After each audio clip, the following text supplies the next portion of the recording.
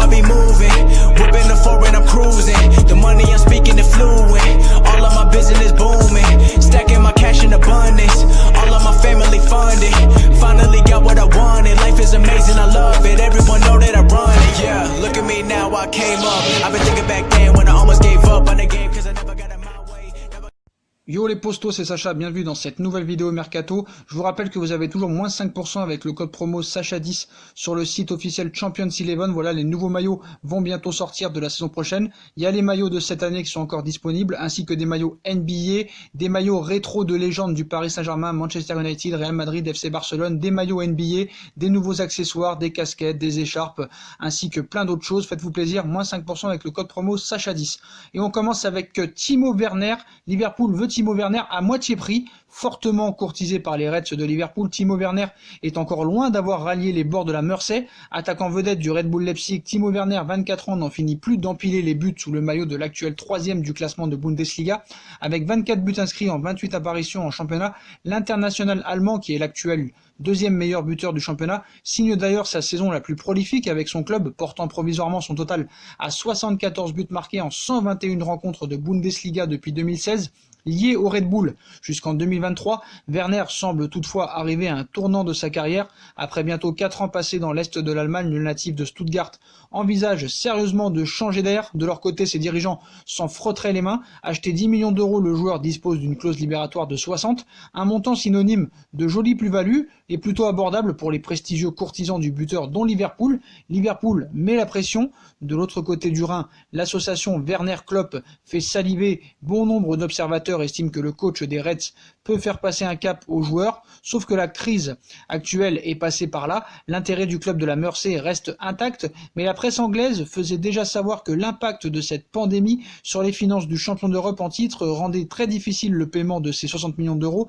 Aujourd'hui, le Mirror en remet une couche et affirme que Liverpool estime la valeur de l'attaquant à seulement 33 millions d'euros grand maximum, une sacrée différence par rapport à la somme espérée par Leipzig. Cette nouvelle s'apparente donc à un petit coup de pression des Reds de Liverpool qui espèrent voir leur homologue allemand changer leur fusil d'épaule, d'autant que le montant de la clause libératoire est censé baisser d'au moins 5 millions d'euros chaque saison à partir de l'été 2021.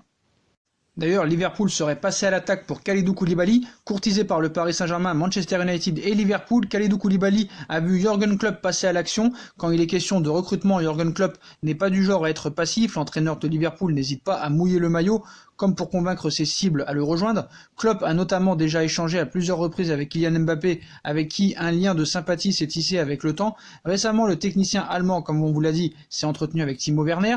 Bild a d'ailleurs confirmé les révélations quelques jours plus tard en précisant qu'il s'agissait d'un échange par visioconférence.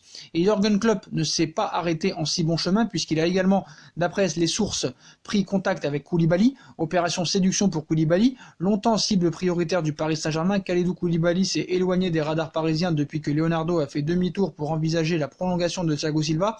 Depuis, c'est un match Manchester United-Liverpool qui s'organise pour tenter de boucler l'arrivée du défenseur sénégalais. En pole position jusqu'à maintenant, les Reds ont abattu une jolie cartouche avec ce coup de fil de Jürgen Klopp. Le mentor de Liverpool a ainsi pu évoquer la possible association Van Dijk Koulibaly qui fait rêver l'Angleterre et la planète football. Une opération séduction qui pourrait bien porter ses fruits.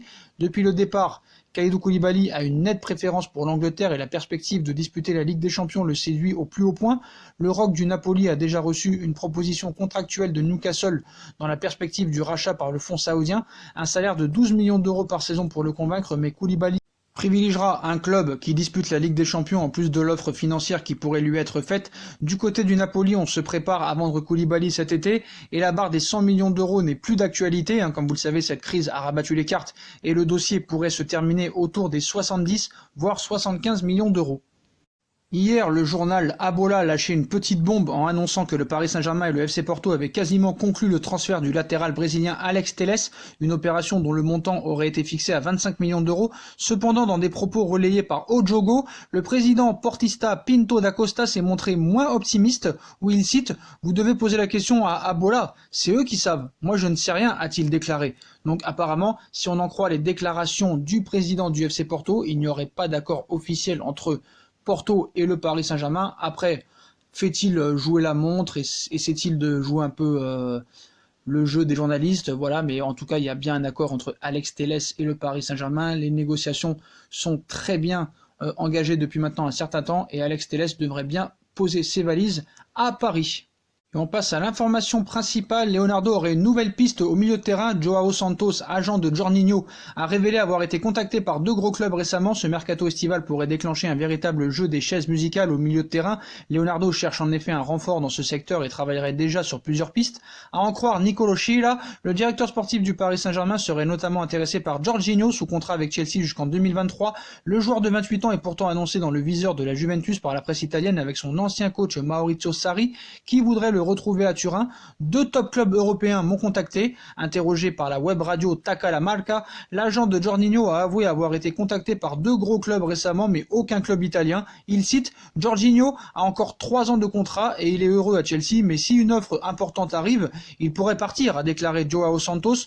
Je peux vous dire d'ailleurs que 2 top clubs européens m'ont contacté, mais ils ne sont pas italiens. Reste à savoir si l'un des 2 club et le Paris Saint-Germain, à en croire Tuttosport. L'idée d'un échange entre Miralem Pjanic et Jorginho serait revenue sur le devant de la scène du côté de la Juve, et d'après les médias italiens, le 2e club serait bien le Paris Saint-Germain. Leonardo apprécierait notamment le jeu en profondeur de monsieur Jorginho, qui est très intéressant aux yeux des dirigeants parisiens. Donc est-ce que Jorginho passera peut-être l'option Paris Saint-Germain? Est-ce qu'il quittera Chelsea? On sait que l'option numéro 1 de Leonardo reste Milinkovic-Savic, mais ce sera quand même une affaire à suivre dans les prochains mois. Voilà les postos, voilà, c'est la fin de cette vidéo mercato. Comme d'habitude, dites-moi en commentaire ce que vous en pensez. Je compte sur vous pour bombarder la barre de like. On like, on partage, on commente, on s'abonne. On active la petite cloche pour être tenu au courant des vidéos qui sortent. On me rejoint sur mes différents réseaux sociaux, ainsi que sur Utip, ainsi que sur ma 2e chaîne No Feeling. N'hésitez pas à vous abonner, tout sera en lien en bas en description. Voilà les postos, je vous souhaite à tous une très bonne continuation. Prenez soin de vous et à très vite pour une nouvelle vidéo les postos. Tchuss.